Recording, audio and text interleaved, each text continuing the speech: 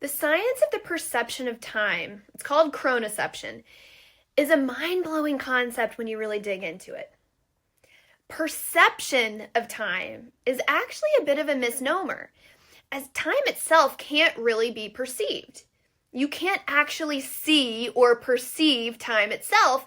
You can only perceive changes in the passage of time. Now, while we have finite ways of measuring time, our brains experience it in a very subjective way.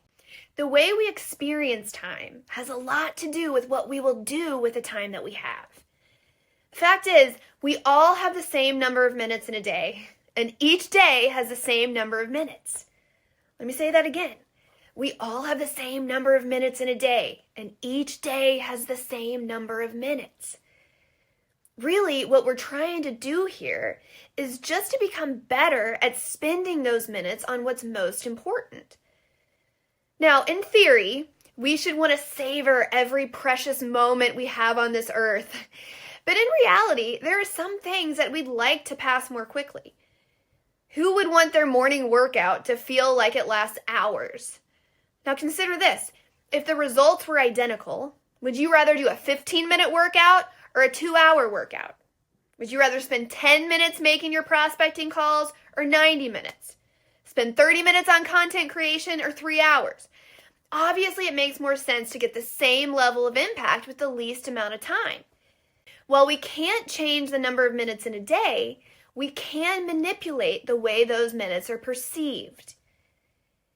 If a difficult but important activity is thought of as taking a long time, that makes it much harder to be motivated to start. It makes sense that we want time to pass quickly when we're doing things that are not enjoyable. And then we want time to slow down when we're doing things we like. So what makes time seem to speed up or slow down? How do we use our perception of time as an advantage? Now, at the risk of stating the obvious, we are human beings, which means there's a certain biology that we all share. Our brains dictate the release of chemicals that go on to affect our behavior and the behaviors that we'll engage in throughout the day. Now, dopamine is a neurotransmitter that's been shown to be associated with our perception of time. For example, Parkinson's disease is characterized by dopamine defects, and individuals with Parkinson's disease have trouble tracking time. Individuals with ADHD often have dopamine levels that are lower than normal. This causes time to be perceived as passing slowly, and it becomes hard to wait for delayed gratification. High dopamine levels are associated with feelings of time moving faster, and dopamine levels are highest in the morning. When your dopamine levels are high in the morning, this is like your brain working in high resolution. It's the 4K version of your brain.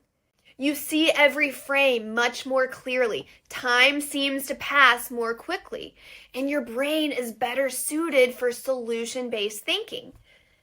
Now, you've probably heard this concept of getting your most important tasks done early in the day before, but maybe this is the time that it'll stick. It becomes easier to get these important tasks done early in the day because of the dopamine levels. But this also provides a critical boost in the rest of your day. When you start your day off with the win of knocking out your most important tasks, your brain releases all sorts of performance-enhancing neurotransmitters. This creates momentum for the rest of the day.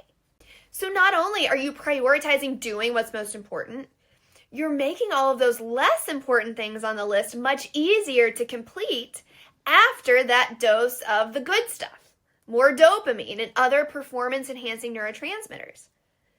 Now, this doesn't mean that you need to wake up at 5 a.m. unless you want to. It just means to prioritize your 3 most important tasks as close to the beginning of your day as you can. This will be a little different for everyone. But what I want you to do now is just take a look at your calendar and just see if there are any adjustments that can be made to blocking off time in your day earlier for your 3 most important tasks. And while you're at it, go ahead and check in with us in the chat. Post your 3 most important tasks for the next day in the chat, and post when you will block the time off to do them for the next day. Remember, as early as possible. I know that identifying these tasks can be challenging for some of us, so let's help each other through it by posting them and posting what we may be struggling with. I'll see you in there.